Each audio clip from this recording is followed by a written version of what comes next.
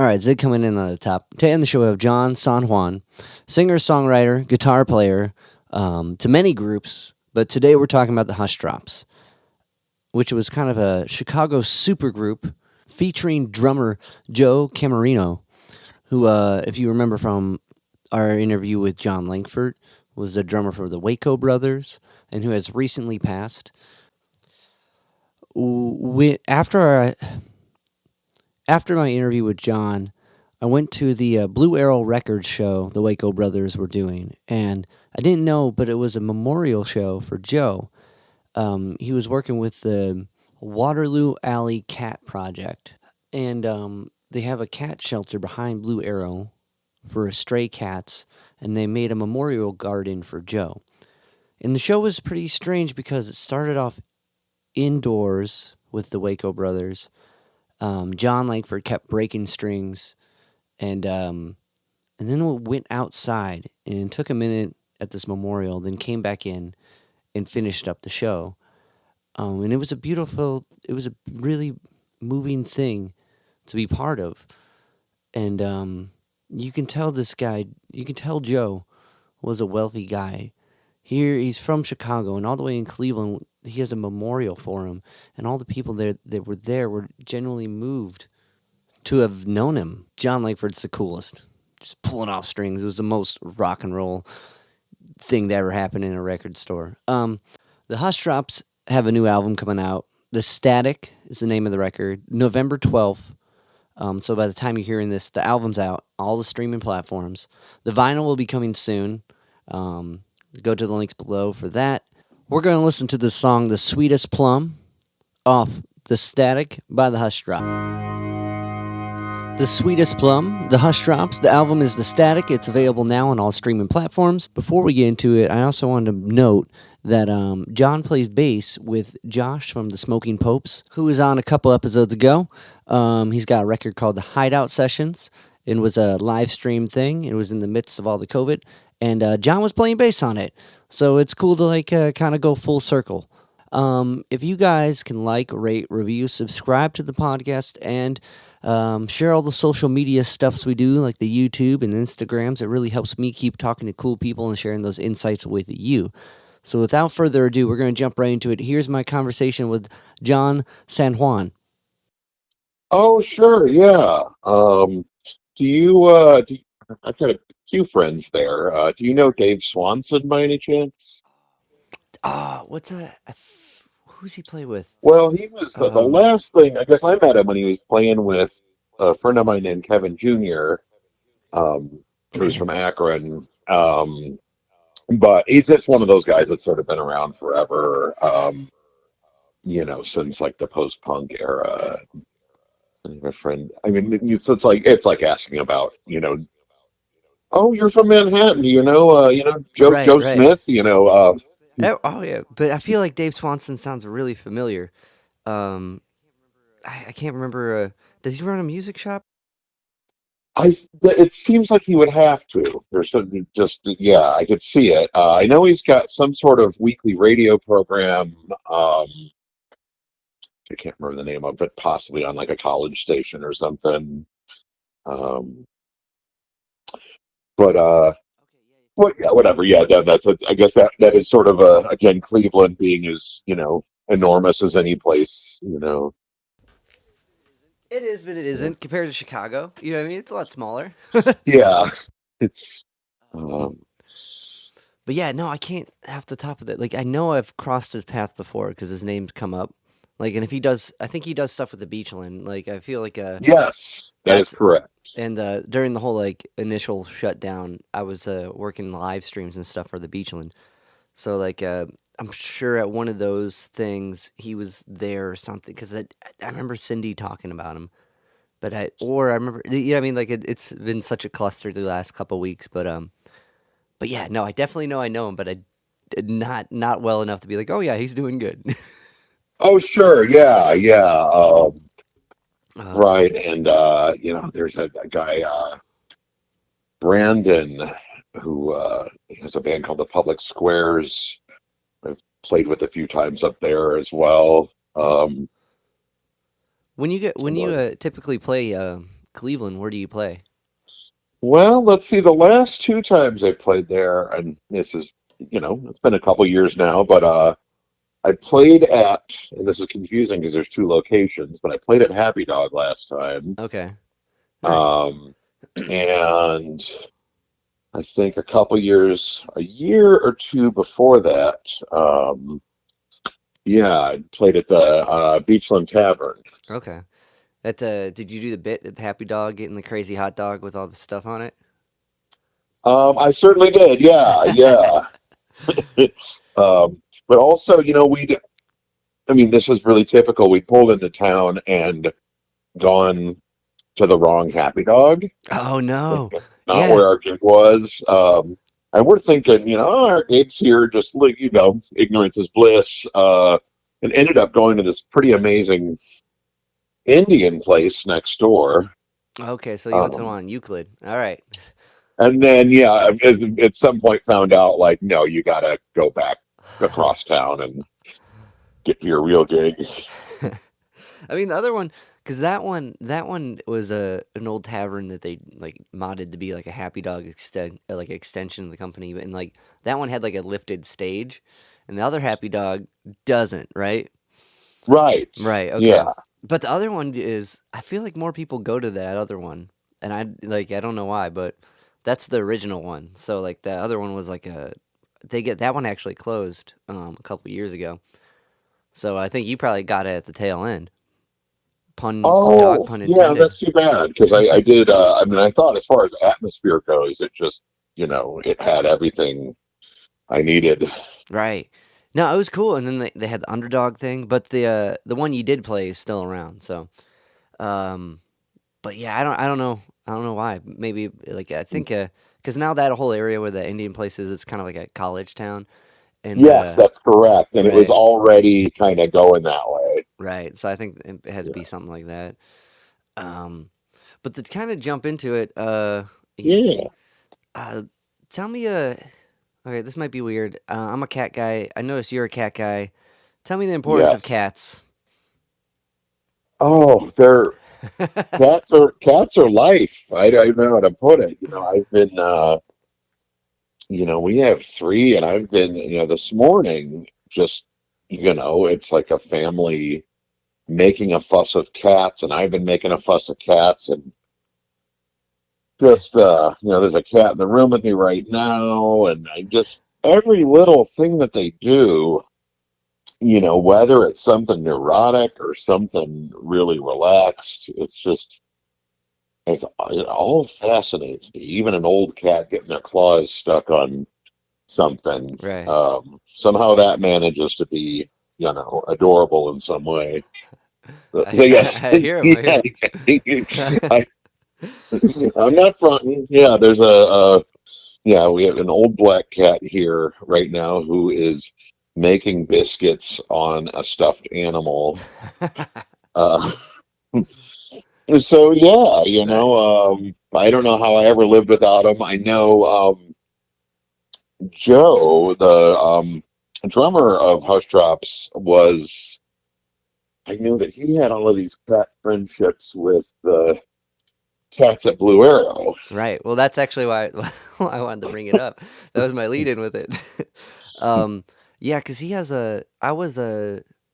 I did a conversation with John Langford, and Oh, sure. the Waco Brothers played a memorial show for Joe at Blue Arrow, and it was the craziest like show I've ever been to because like it started off like a performance, and then everyone went outside, and then there was this beautiful memorial for Joe in this like kind of cat shelter behind the place that I guess he was helping this foundation called I can't remember the name of the foundation. That's really bad right now. But it was for stray cats, and um, Yes. and it was a super sweet, beautiful thing. And then we all went back inside, and they finished up the show. Um, and then when I got when Howard sent me your record, I'm like, oh, this is Joe's other project. So like, I was wondering, like, maybe is that like a Joe thing? Did he introduce you to the cats? No, I think we were both, completely hooked by the time we Okay, became friends. that was the glue. And it was just, it was, always a point of bonding. And, you have friends, other cat people that like, there's a certain sort of cat humor language that develops just based on their quirks and the fact that like, there is a certain type of cat that is really working very hard to preserve the appearance of dignity. Yeah, And yeah, then yeah. there's somehow a person or an animal obsessing on dignity just ends up being the funniest thing in the world. I don't know how that works, but I think that's really well put. That's the bit. That's right, um yeah. They it. don't even know they're being funny. Yeah. It's kind of, I don't know. I think it's akin of parents like sharing their kids trying to. This is them trying to say banana or whatever. They're Oh, like, sure, exactly. Yeah. Right, right. Or yeah, a little kid arguing like an illogical point or something like that, right, in earnest. which isn't funny to anyone else except for someone who gets it. Like, Oh yeah, yeah. No, you know. there's a specific audience for it for sure. Yeah. But so kind of to jump into it, would jump into that more. How do you meet Joe? Well, this is interesting. I so he says. I I was 22 going on 23, and there were a lot of people I knew, musicians and just friends, and at some point there was this sort of me and Joe having all of these mutual friends and his name just starting to come up and like, who you should meet, who you should play with. And it was this weird thing that gained a lot of momentum, that all of these friends of ours, you know, must have, who knew each of us through very different places, they perceived something, they saw something, that like, I said, those two guys should play together. Just I don't know what it was that they recognized, but,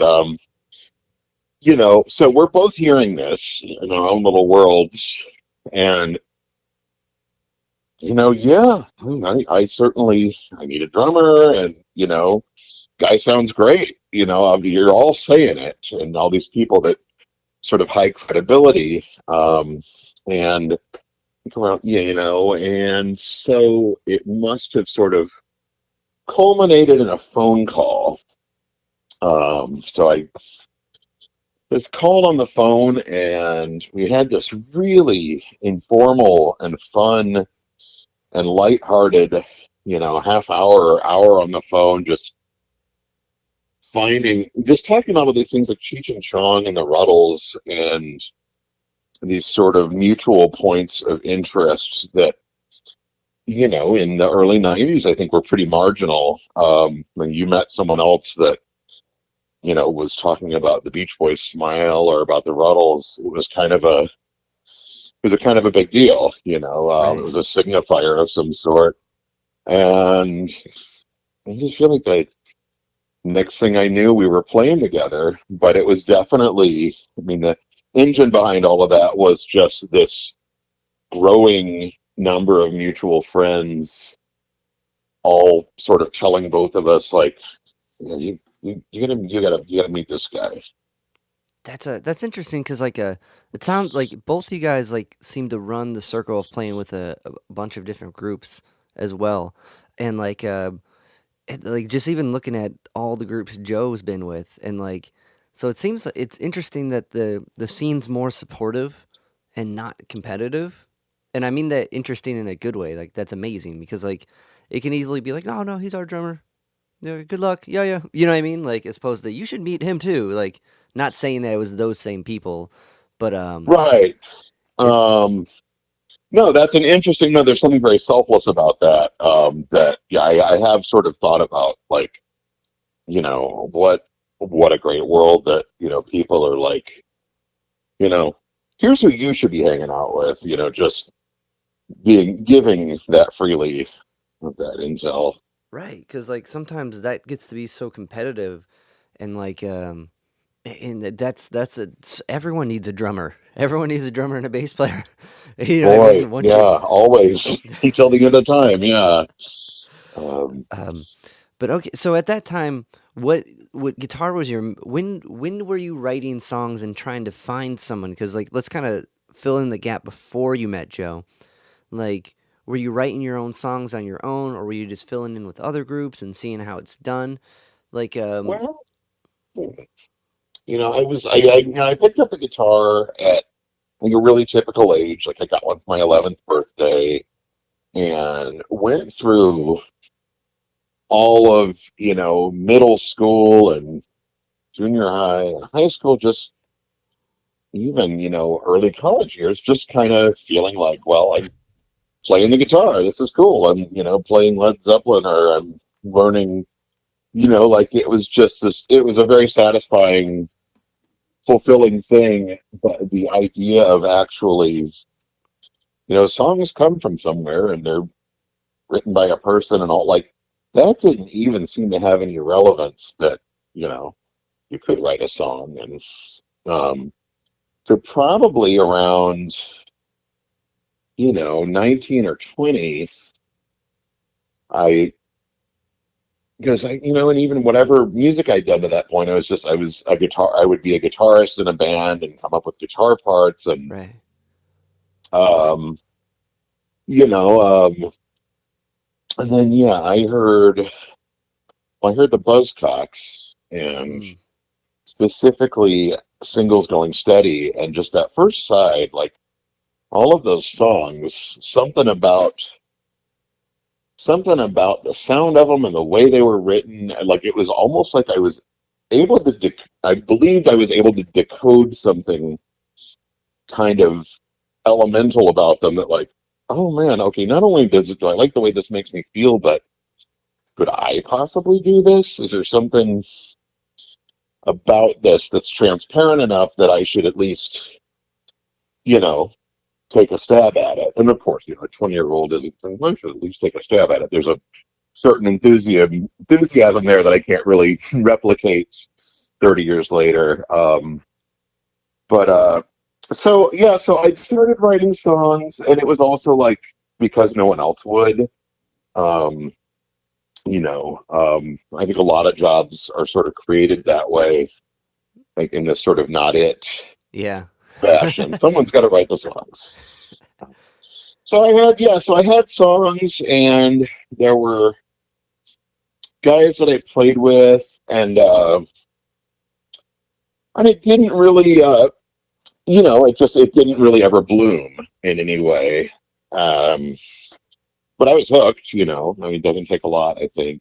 And then, so then when Joe came along, it was like, well, so there's a repertoire here, and at that point I'm 23. Like, well, okay, now I'm really writing all the time, and so yeah, yeah, Okay. So it was right, yeah. there was a Pretty much. reservoir of stuff, and then There it's was a reservoir of stuff that was ever expanding, and I guess his contribution to the whatever the things that were being written in that moment, that were emerging in that moment, that he was really able to play them in such a way that just developed them a lot and gave them a certain depth that you know I wasn't even aware of as an option. right because like even watching some live clips and seeing like you two interact on the stage, or like what, like just like I forget what concert it was. It was the venue started with an R, but it doesn't matter. Like it seemed like that chemistry was there, the like kind of to support the song, and like it definitely comes through on these records. Like going through all three of the records, and like they're dense, and it's interesting you say the Buzzcocks because I was like, I'm hearing something in these tunes. There's like a through line of inspiration, but it's not like I don't know what it is. Like it's rougher, and like that makes a lot of sense. And like I think it speaks volumes that you were able to make it your own. That on my end, I'm like trying to figure out how I know this feeling a little bit, you know. Um, but okay, so would he contribute songwriting wise as well, Joe? Um, I mean, it was. I mean, it certainly. I don't think he ever considered it his duty or a responsibility. But the fact is, I think within a few months of us playing together, within half a year, certainly, um, he showed me just a very small fragment of melody that he had, and literally like 4 bars of music or something like that, and you know, instantly it was like, oh, that's cool. So you go, so okay, so I'll play it back to you and go da da da da da, and then go to this chord here, and um, it was, so he wasn't, he had something, and it was the only time we ever really worked that way. But yeah, he had something, and just allowed me to run with it, and for the two of us to sort of run with it back and forth. So the expectation, through our sort of musical life together was definitely that if there are going to be songs, you know, John's going to write them, but periodically, Joe might have a song or Right. have an idea for a song. I think, you know, one of his, I mean, I think he may have found it easier to start songs than finish them, if that makes any sense. Yeah, that does. Like, it's easier to plant like a, or at least get an idea for a song, like a song seed type thing, and like have someone who knows what to do with it, or someone who's used to modding that language, kind of make it flourish. But I mean, that happens with me as well, where sometimes I'll have some initial, just that initial musical impulse, and I'll think, man, this is something else. This is going to be a killer when I get finished with it, and just literally not being able to find my way out of the musical escape room. It, And sometimes they stay fragments, for all of eternity, or for maybe for a decade or something. it's a, it's a. Do Um, you as far as like, what's that process like? Do you have like a routine? Like I did a conversation with Steve Dawson, um, from a Steve, yeah, yeah, yeah, and he's got this whole songwriting workshop, and like reading his book kind of changed my outlook. It's I read his book, the Take It to the Bridge, and Jeff Tweedy's book, How to Write a Song in a Day or something. Like I've never thought about. I've always when I wrote anything, it just let it happen. But I've never thought about trying to make that process like a routine. And after reading those two things, I'm like, oh, let me try that. And so I've tried to do like an every other day thing. Do you have a routine like that, or do you just kind of like is it inspiration and then you just lock yourself down until it gets out, or do you have to give up, or like what's that look like? oh, it's lazy. I'm not, and as is maybe my brand in life, but yeah, it's pretty lazy, and it is really just like, I've taken to using the word impulse recently, because every once in a while, periodically, I'll get what I can only describe as a musical impulse, and it's just like some little bit of melody or some bit of enthusiasm, and yeah, inspiration, as you say, and then absolutely, you know, I will 9 times out of 10, unless I'm drifting off to sleep or something like that, I'll chase it, and so it really is like chasing a butterfly with a net, and man, sometimes it takes like a second to catch it. Like, okay, here's the whole thing, and I swear it was, whatever, it was dreamed up and completed in less time than it takes to sing. And then there's other times where, it's more like the character Mr. Music from Sesame Street, um, where you're trying to find the other puzzle piece, and it's evasive. Yeah, that's it's But it's interesting. I haven't read yeah. Jeff or Steve's books, and some of that may be out of a simple fear of, well, what if I forget what I already, Yeah, whatever it is that I think is working for me, what if I forget that? You know? it's interesting that kind of fear for like because I don't know there's certain things I'm the same way with that like that fear of like ruining the or what's the word like tainting the saint the spiritualness the sacredness of the unknown, you know what I mean, like Right. it's so weird. It's so, but it's so common. I feel with like musicians or creative. Like, well, if I get rid of this cool poster that I had when I started, that could be a thing.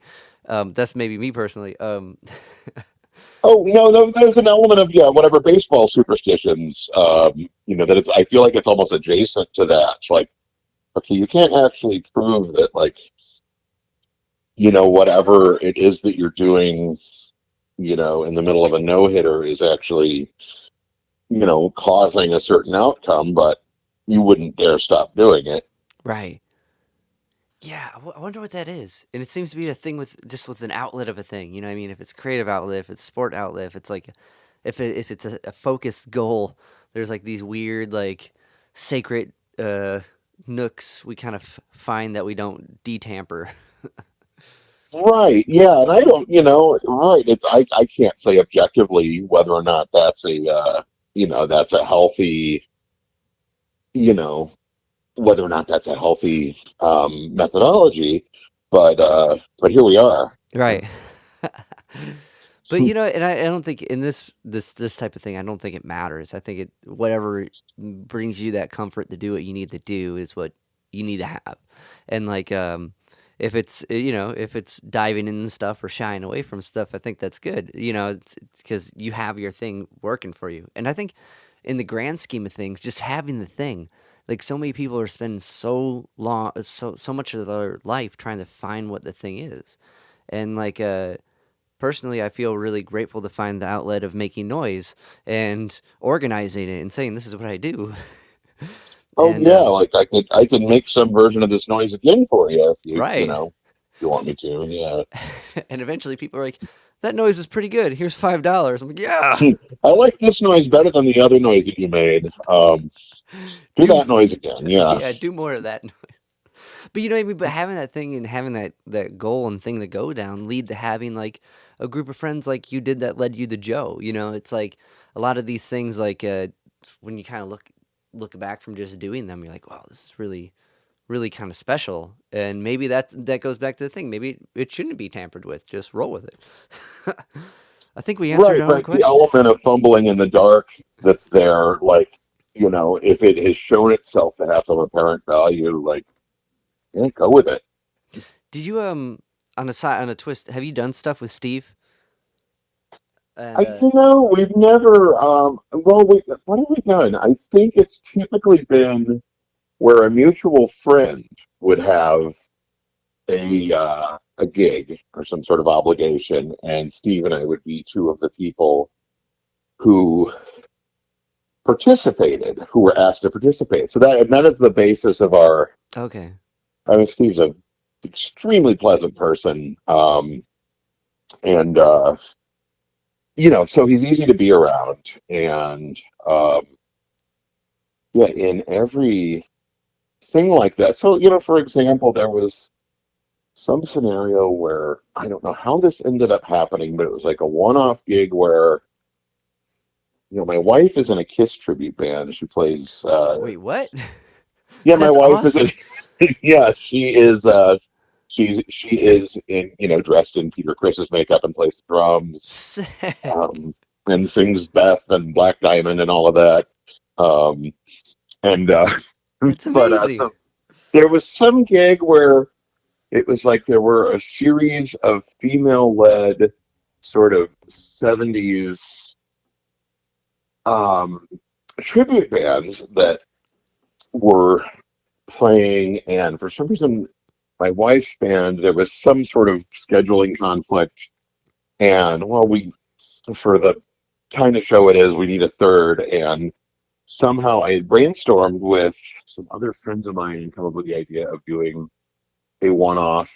well, let's do a Carpenter set and just kind of do the big hits from the Brown album, um, Nice. the greatest hits. And so Steve was brought in for that, not by me, but by the woman who was singing. And and there's Steve behind the drum kit, giving it a perfectly compelling Hal Blaine / Karen Carpenter. So it's always been in situations like that where you know he hasn't necessarily been leading or even performing his own work, but seems absolutely happy to just join in, and I guess that's a version of being having been bitten by the bug of music that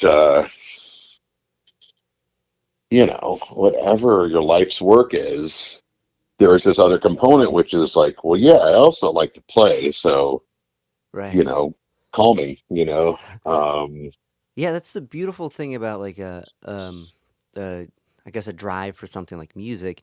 There's not too many things that like you eventually can get paid to do that involve the word play. Right? Like with music, you can get paid to play music. You can get paid to be in a play. You can get paid to play sports. I can't think of any other thing it's that's I mean, you really hit on something there. Yeah, I think, and I know Paul McCartney, who is certainly no one is going to argue with the success of his methods, and or beliefs. He is very much of the opinion that the fact that play is the active verb there is he thinks that's very significant, and is why people like me are still doing it, because ultimately, yeah, you guys you have to show up for certain obligations or whatever, but you're playing. right. And it's something so like simple but so driving and I don't know. It's interesting with Paul McCartney. I saw this bit. It's my new favorite bit out of a out of a documentary. He did that thing with the Foo Fighters, and it shows them Paul McCartney and Dave Grohl. They wrote the song and they're recording the harmonies. And Dave Grohl takes off his headset and looks at Paul McCartney. He's like, "Can it always be this easy?" And Paul McCartney's like arms crossed, tilted back. He's like, "It is." like Yes. And like I found that so funny and profound at the same time, especially kind of in the context of songwriting. I think maybe this is when I was talking with Steve, I had all this like songwriting stuff in my head, but like here's a guy that's written a million songs, has made yesterday, you know what I mean? Like has written Right. the top tier of songs. He can literally do anything and there's no fear of it. Like not necessarily that it's going to be good, but he's done everything into it and like there's some that are zingers, there's some that are not. Like and that's I thought that was a takeaway. I was like, yeah, it is this easy. You just got to do it. And like Oh, right. And maybe you don't get the Hey Jude right. unless you're always open to, maybe laying an egg. Right. Well, yeah, totally. And like I imagine like oh, fail. It's interesting because like something is so fun and lighthearted is just being able to play as a thing, and as a career even like how do you like? There's also the risk of the failure, and like I think that compels a lot of people not to pursue it as joyfully and openly and like because there's a lot of like when you biff, it does not feel good, like No, it doesn't. To boy, does it not. Yeah. but you No, gotta you wow. got to keep going past that. You know, there's a thing, there's a, and I don't know what that is like, but there's a thing, and everyone has their own individual like fail proof in their mind to keep doing the thing. And in this case, music. Like, what was yours? Do you have a moment where you like where you biffed, and you tried to do the bit, the gig just completely failed, but there was something in it that made you keep going. You're like, well, okay, next time we got to rearrange that. Yeah, I think honestly, because I've fished a million times, and sometimes the biggest gigs or the ones on which I place the most import, those may have been the Yeah. biffiest of them all. But there is some sense like, okay, well, I have a friend who has used the phrase about I feel like never, I'm only as good as my last gig. And that's my feeling as well. Like if I have If I have a good gig, it's a very sustaining thing, and if I have a bad one, like I'm pretty ready to correct it instantly. Like, Mm, and it helps, so yeah, right. The yeah. thing that the failed experiment or the part of it that didn't go off, like that needs to be a teachable moment.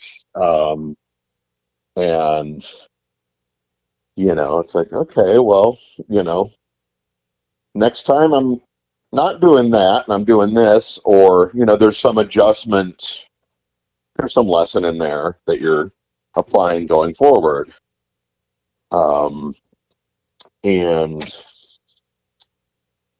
yeah, so I guess a lot of it is just the like, well, I can't let that stand as my last gig. That wasn't satisfying. And ideally it should be satisfying. Mm.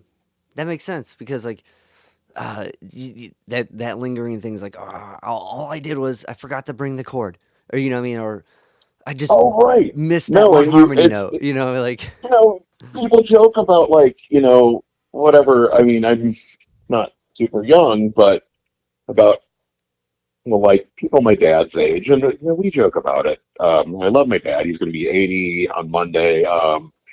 And but like he's been one of those people for ages that like, okay, so we're going to get to the airport 15 hours early, and it's a trope, and it's funny, and it's kind of maddening in its way, but there's also like, it seems neurotic, but I also get like, that's probably born of some series of experiences definitely. where people were unprepared, um, sufficiently prepared, whatever. So, I mean, I kind of mock it at my own peril because I find myself more and more like reverse engineering my old mistakes out of a new situation. And, you'd say, yeah, bringing, what, what would it have harmed you to bring your spare bass to this gig? That type of thing.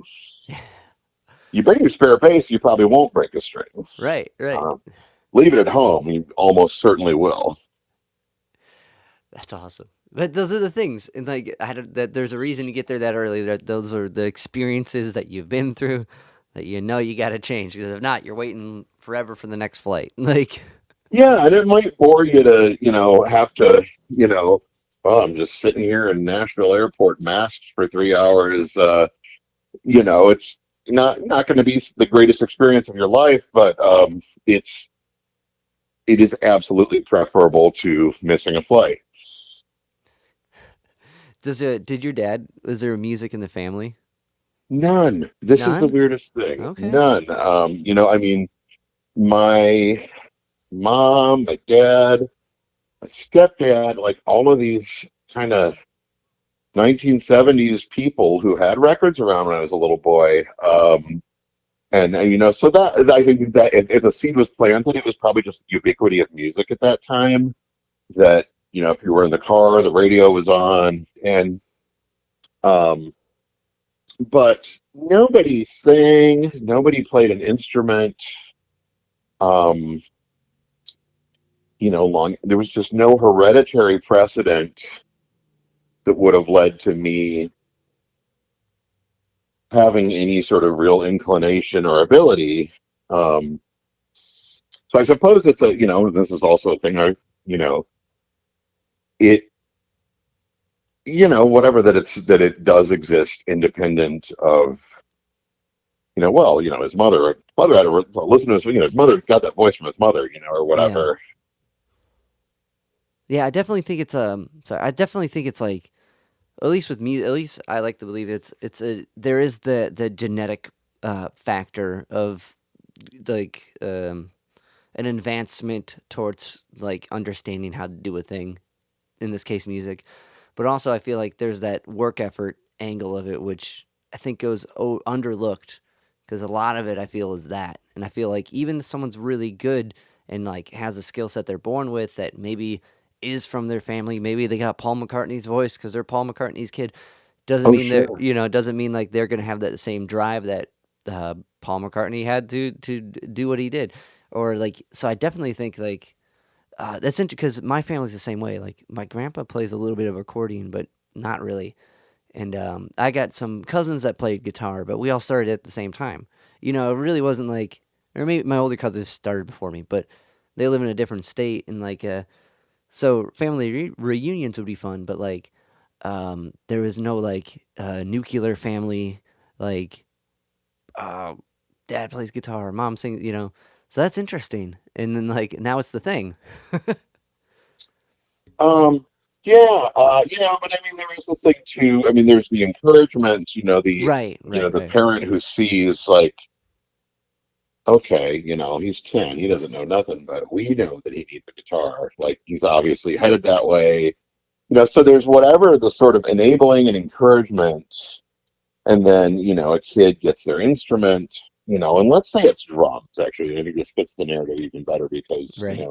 They're loud. the parent, you're those parents, chances are teenage rehearsals are going to be at your house, and it's always going to be at a volume that is instruments and vocals not any less loud than the already very loud drums, um, or just having a drummer learning in your home, basement or garage or whatever. That so there's a sacrifice there that what yeah, I had a hard day at work today, but if little you know Harry here wants to play the drums, like, well, he could be out.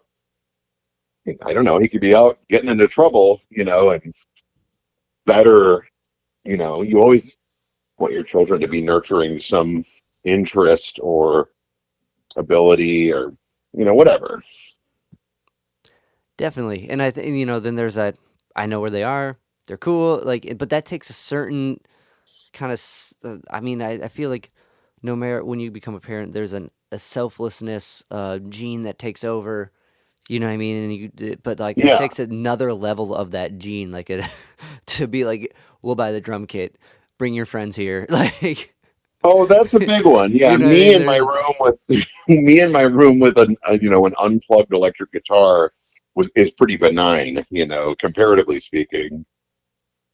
Um, yeah, but right, because right, you're coming up with these things, whatever it is, and it's the same, parent like hockey parents and things like that, and we know if we, have a few friends who are hockey parents, and knowing like the amount of travel and time off work and the expense and all of these things, but it's like, well, what am I going to do? My child has some interest and aptitude, and you would just feel like a monster if if you right. squashed it in any way or sort of deterred it. Because there's so many good skill sets that come out of music or sport, like the discipline, the focus, the keeping yourself in check, and like allowing that attempt for that fails, developing that fail safe thing you get. You know what I mean?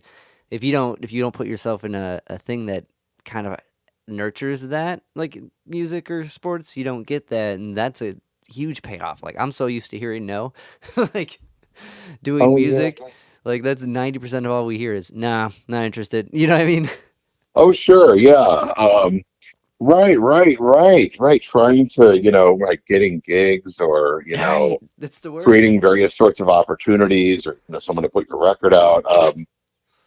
But Yeah, there is. I do. This is interesting.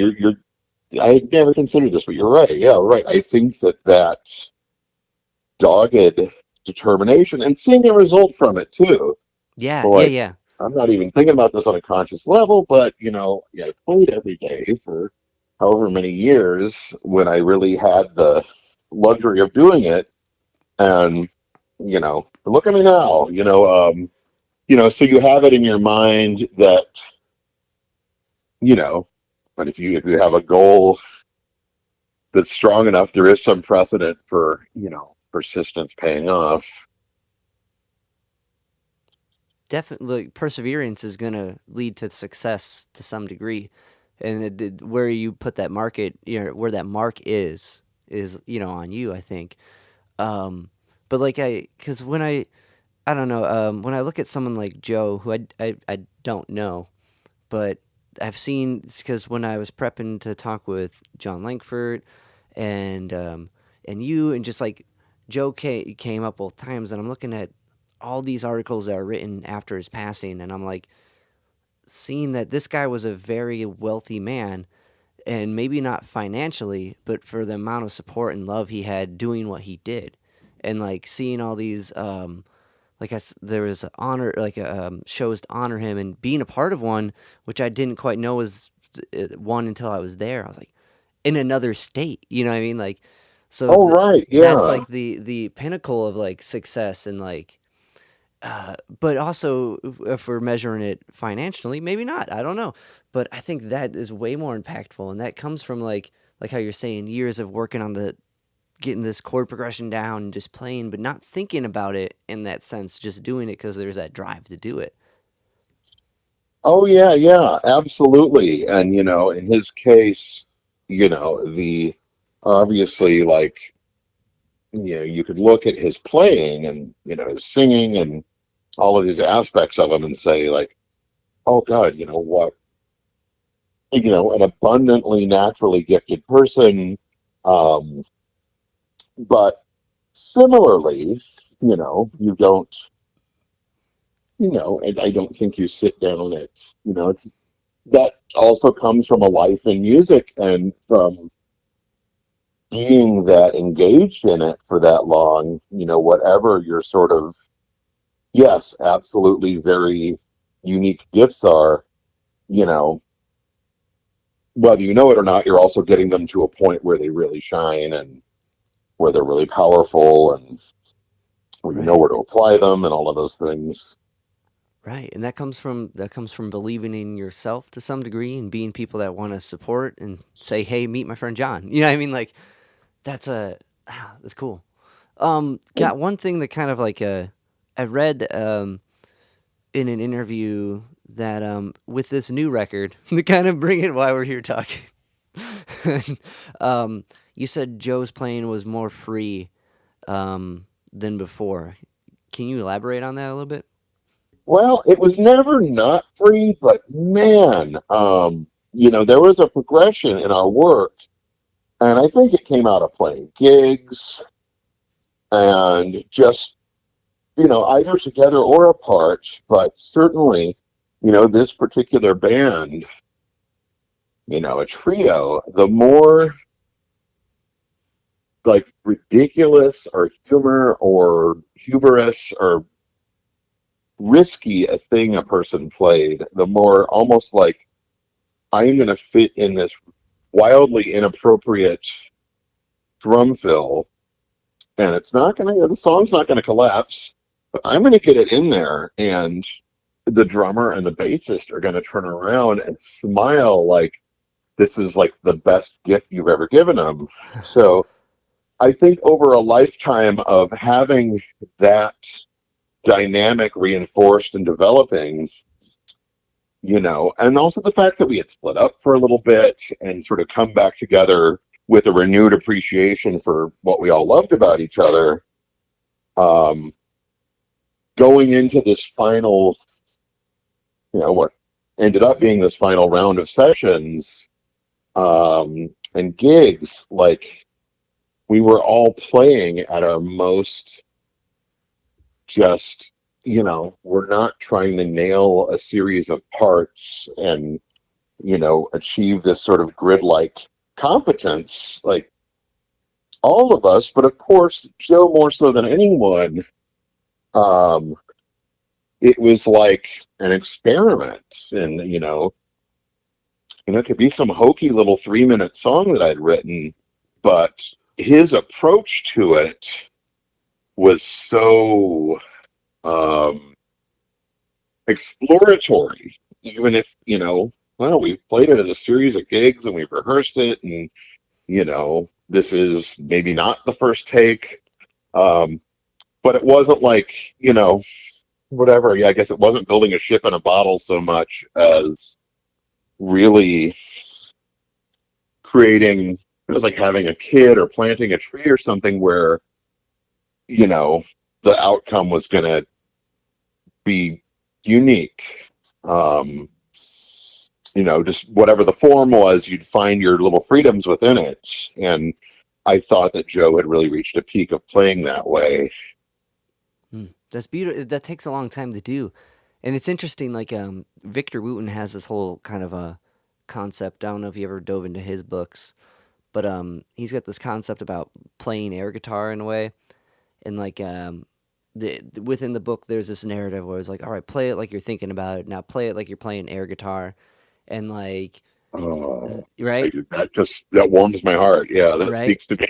Right, because when you're thinking, it goes back, I guess, to we talked about just playing it in a way. It's just playing it and making it fun, and like the more you're having fun, the more it kind of comes through. So that's really cool that and special. I feel like that with this project that you like and him Joe were able to have that fun, like just playing, winging it, seeing where it goes, allowing that creative joy as opposed to like because a lot of times recordings like we got 3 days and we're $50 an hour. Let's I mean I'm there's watching the pennies fall out of my pocket. right, Yeah. right, Um, and then you start to do we need a harmony? I need it. You start to worry about it, but the fact that there was some of that in this is um is awesome, and like I think that takes years to develop that comfort, especially with the people you're doing it with.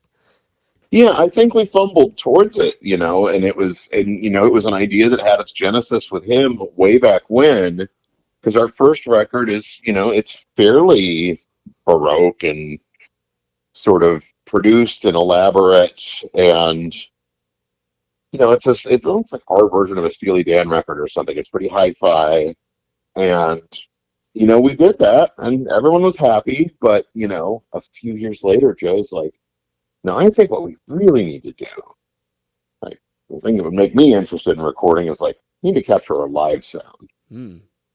We do that on a record, and the idea is right. You're on stage. There's a lot of things that are in the moment. You're taking risks. It's a very different approach. You're not sort of building this foundation to sculpt, I guess. And so he was the first one with that idea, but I thought about it. It's like, well, I like I don't know, the first 5 Van Halen albums or something. Like it does. It sounds like a party, and it sounds pretty unhinged. And half of the solos, Eddie sounds like he's doesn't even really have a plan, and it just sounds spontaneous, and that gives it a certain energy. So he plants the seed, and each at our own pace. Jim and I both, embrace it more and more and more and more, and it culminates, I guess, in this final record where we're all at our most like.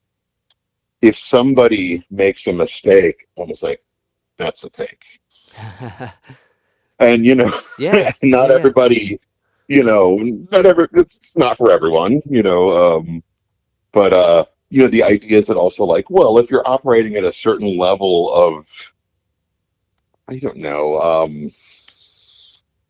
I hate to put words like skill into it because it sounds kind of clinical, but if you're kind of comfortable enough in your abilities and you're in your collective chemistry, um, mistakes aren't like this horrible, dreadful thing.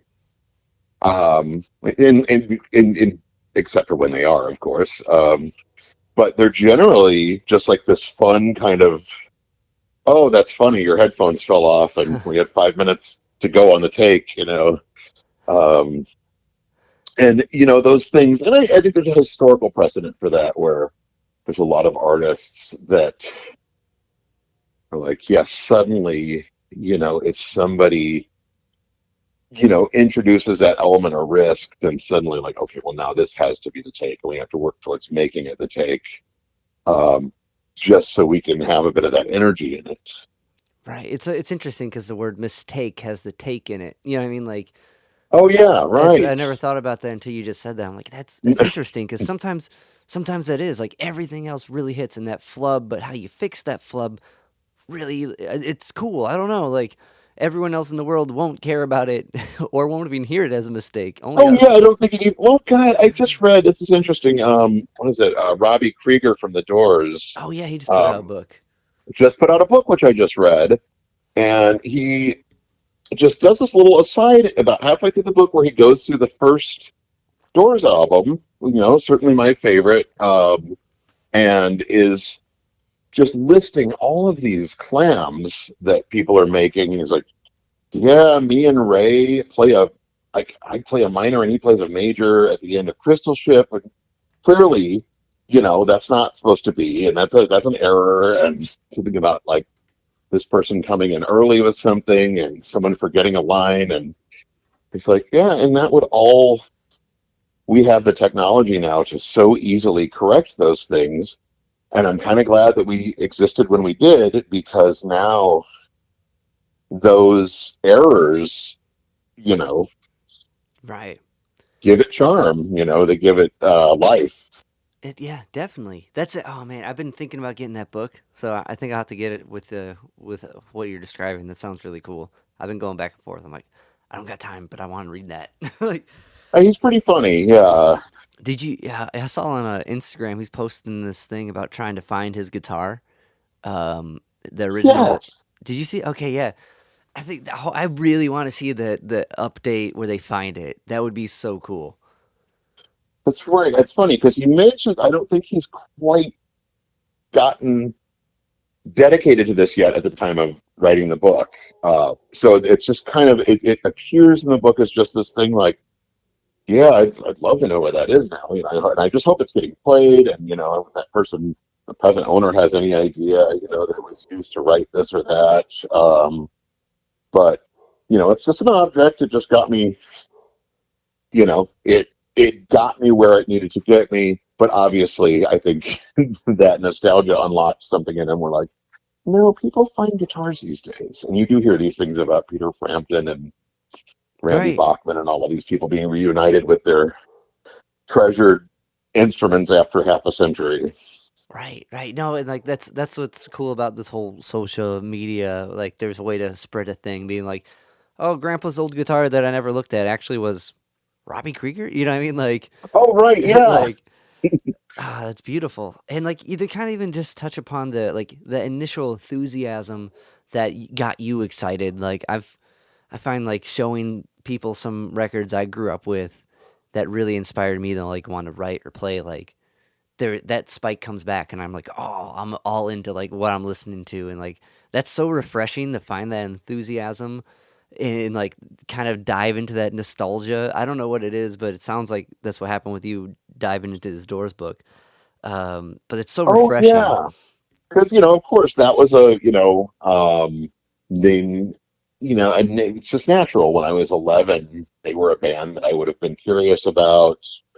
And, so went through my big initial phase, and then that tapers off because you're discovering other things. And they may be a band that, whom and I personally love them, but they may have some cultural baggage or whatever.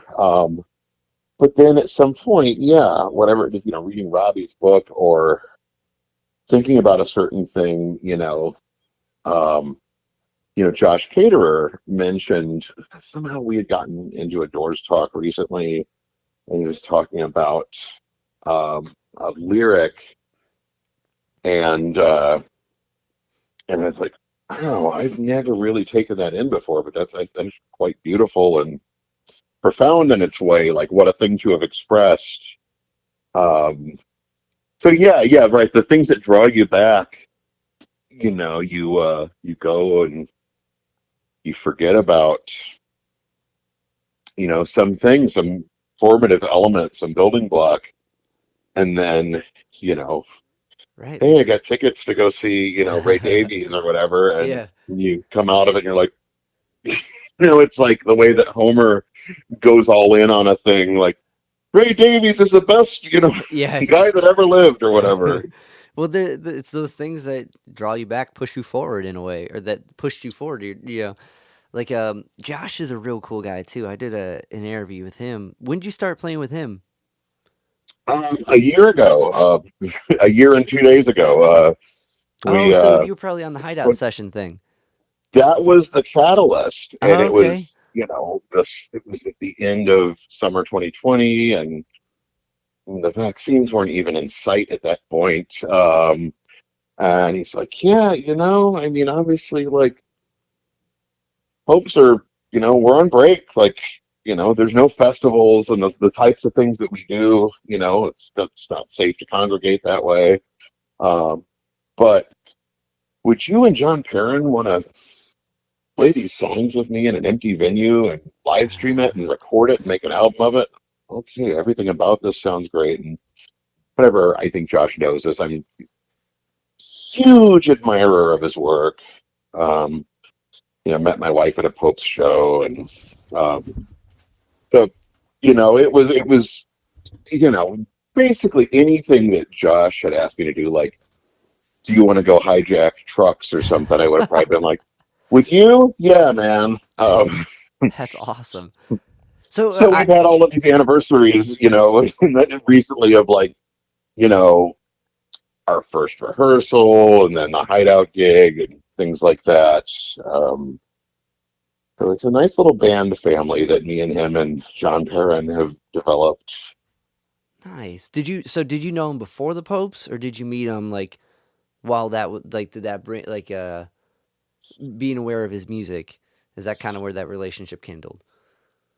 It came from being aware of his music, and we had a Okay. million mutual friends and just never crossed paths. And then I had become friendly with his brothers a long time ago. Okay. And so it's just one of those things, like when they reunited and started doing shows, like I, made it my business to get tickets. And um, so, yeah, there must have been something, that we met a couple of times, not, like in the last 15 years, we've met a couple times and just like, oh, I really dig your music. And, but, That's you amazing. I know, would have thought you met your wife at a Kiss concert. Like, that's amazing. oh, yeah, oh God. But yeah, so and I still don't know, because as Josh has told it, he's like, well, I thought, well, I always wanted to play with John, and I always want to play with John, and I'm, you know, what, it's not like I bothered to ask him. I don't know what the basis of that was, if he, had seen me play something, or it was just something innately that he trusted, you know. John San Juan seems like he's, his pants aren't going to fall down on stage. I don't know. Um, That's what I mean. Those are all good. Those are no, good that's a valid qualities, you know. qualification, I'd say. Yeah, he'll be good. He'll show up. We're streaming Uh, it, so I guess we can edit that bit if it does happen. But no, he's a real interesting guy. I did a talk with him about the hideout sessions, and like, that's cool. That's cool. You did really good on that. Like that record rips. oh, thanks, man. I'm really proud of that album, and I'm proud of that whole undertaking, and just the bravery behind it. Like, this new band that didn't exist, and like, okay, so yeah, I set a date 3 weeks from now. We're gonna do first takes of these 10 songs on camera, and I think the excitement of the whole thing, the fact that I think the three of us were all like, "Oh, this sounds pretty good." Um, the excitement of it really obliterated any nervousness or fear that, because I'm saying this all out loud now, and I'm like, I Yeah. can't believe I agreed to do that. Yeah. But also, that's the power of congregation. Like, well, look, if I'm not going to be the one to say no, if he's doing it and he's doing it, I think that we all maybe bolstered each other in some way. Right. Well, also that works out in that like it's us against the world type situation. Like, yeah, bring it on. We're having a great time, and so should you. You know what I mean? Like that doesn't that's the beauty of the band or the team mentality in that sense. Um, but yeah, that so when that was going on, were you working on the Hushdrop stuff? Because it would have been recorded earlier, but were you working on finishing it? Not at that point. Okay. We did a series of sessions, 2008, 2009, and had stuff booked for right when everything went down. Right. And so it was like, so Joe and I were talking, every day. And that was just the friendship that we had, just this ongoing messenger chain that, you know, goes for miles and miles. And we kept talking about the record and the music, and he had some ideas about it, but it was all very much like, well, and provided that, people do their part to get this virus under control, we'll go back in there when it's safe and complete it.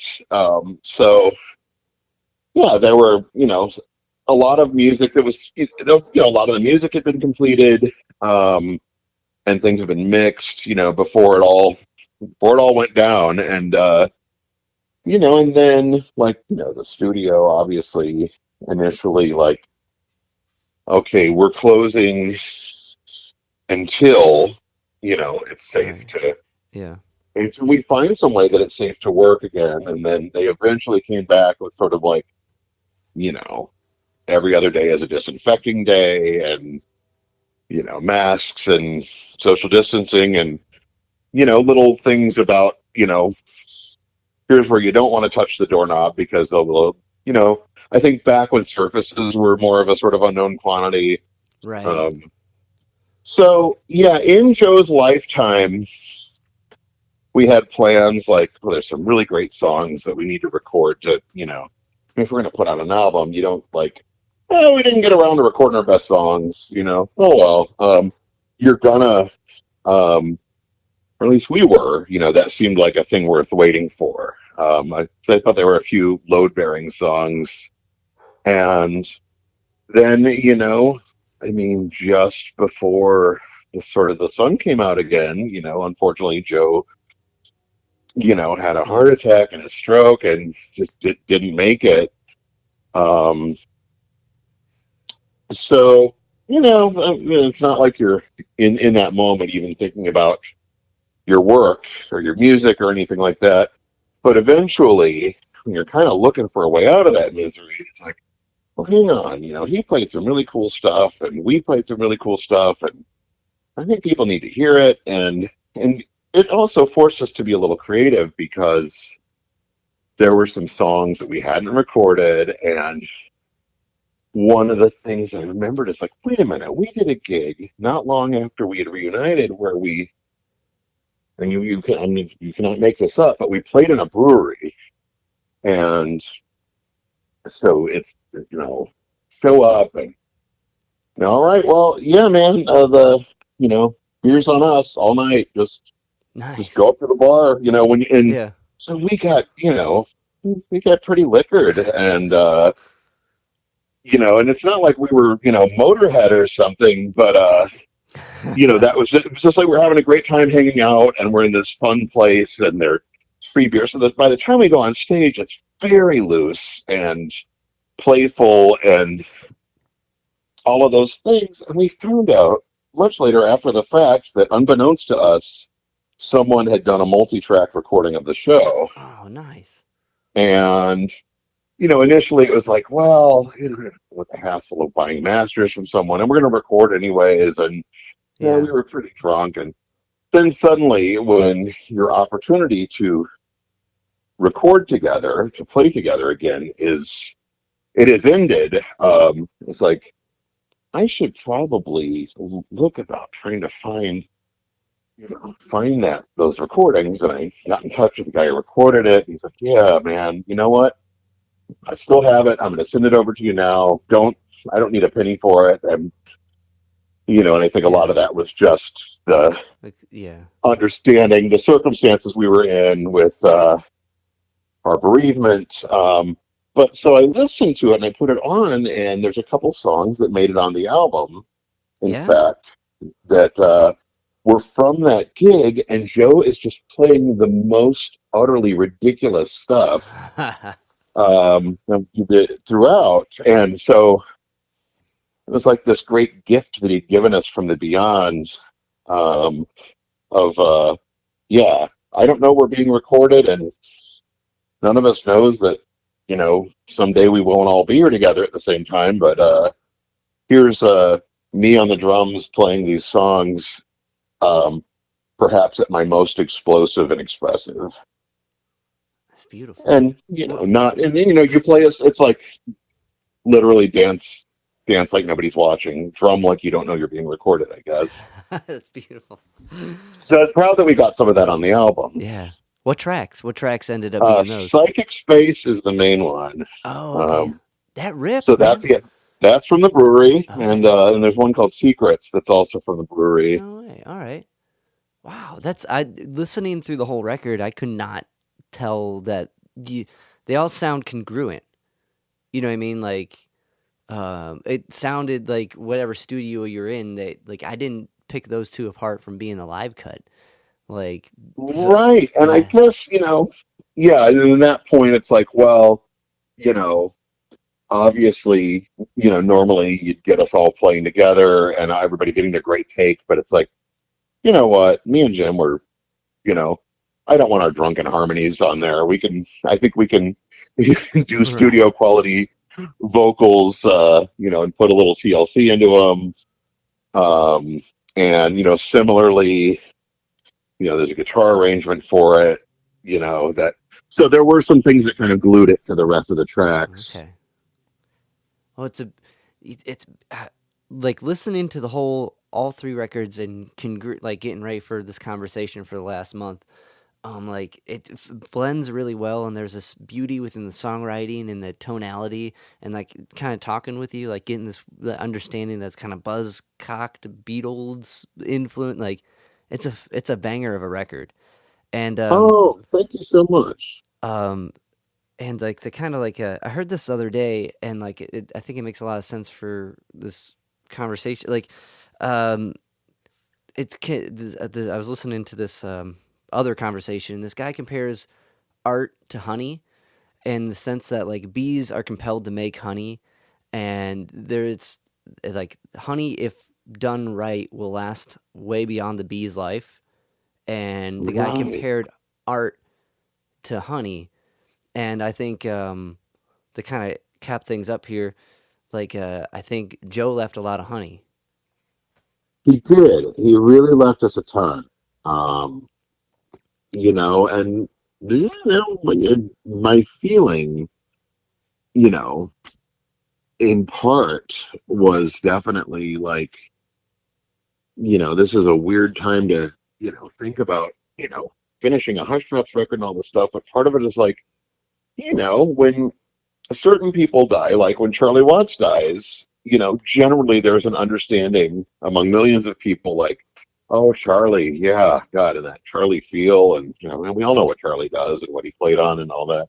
Right. And maybe with your best friend, there's a bit of like, this guy was really special, and people don't necessarily, in some great number, know about him or his work, or why we thought he was so great. And so there's a sense that, well, you know um maybe for the time being, my job is to present it and share it and make it available and make it something that people can hear, and you know um hopefully have the takeaway of like, damn, Joe Camarillo, all right. Right. Definitely. No, and I think that like when you're in a band like that, that's what you want. You want to make sure that record gets out. And I'm sure that's what he wanted too. And it Oh has yeah, yeah. but John, thanks so much for chatting with me today. This has been awesome. Oh, it's been a joy, and you really enjoyed the line of questioning, and just the dynamic between us. It's been a fantastic experience. Well, thanks. Means a lot. I put a lot of work into to looking into who I'm about to talk to, and like I really appreciate I'll cut off where we were